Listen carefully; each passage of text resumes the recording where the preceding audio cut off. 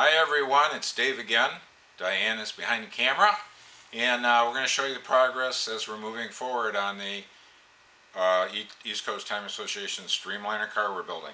We're out of the paint shop, which was right there, and we're in the assembly shop, which is about 6 feet back. So there's not a lot going on in the front of the car right now. The fire bottles, two 10-pound fire bottles, which would help in case of a fire, obviously. One shoots on the engine, the other one shoots on me in the cockpit, and it's 20 pounds of Halon 1301, more than enough to put out a very hard fire. Also, I'll be wearing a fire suit and other protective gear that's really going to keep me safe in case of some sort of incident.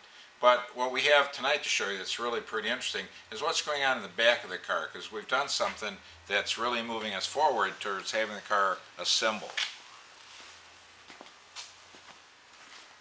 Back here, and we showed it to you briefly in the first video, but it was sitting over on the side away from the car. This is the rear end of the car. This is a Winter's Performance Xtremeliner quick change rear end. This is the same type of rear end that gets used in the Bonneville Salt flat cars, that, you know, the 300 and 400 mile an hour cars. Very capable rear end. You can put a lot of power through it. You're not going to hurt it. It's a full floating axle. There's hubs on here that the drive plates go on, the axle shaft slide in. In case of a broken axle shaft, you still keep a wheel and tire on the car. But what's really interesting about a quick change rear end is the ability to change the rear axle ratio to virtually anything you want in a matter of minutes. So the rear cover, is where the spur gears are, allows us to change rear axle just inside. I've already loosened the cover off, and now we're going to take it off, so we'll take a look inside. The inside of the case has a couple large ball bearings that are placed at the back of the case, and they pick up the shaft here of both the upper and lower gear set. Now, to change axle ratio in this car from, say, you want to run a 2.8, you want to run a 2.6, you know, you pull both of these gears off, and I mean you just pull them off, and you change it to the other gear set, then you put them back on.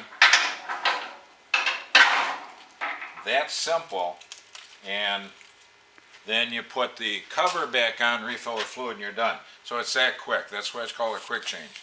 Very capable rear end, very solidly built, has a lot of great features for someone that's doing racing on 1 mile, 1.5 mile, 2 mile long race courses. So you can change the ratio in the back of the car in order to keep your engine RPM where you need to keep it to make power, given the interval you have to get up to speed. One other thing that we can show you at the back of the car tonight is we had talked earlier about some safety stuff that would be around my helmet inside the car. A foam to keep my head from battering back and forth in case of a vehicle incident. This blue up here is just taped to protect the aluminum surface, and the foam that will be what's protecting me goes on the inside of this. But the first thing was to get this in the car, which we have in the car now, so we can move forward to putting the foam in around my helmet. Helps me to be safe and healthy in case of something strange happening. The push bar is in place. We've got a ball on the back. The car will be pushed to get it off the starting line. Once we get up to about 30 miles an hour, I'll be able to take off with the engine based on the gear ratio and what we're doing at the track. So that's all we really have for today. If you have any questions like before, you know, please send us a question. We'll be glad to answer. If not, we'll see you next time and show you when the engine's going in. It'll be pretty interesting. See you later.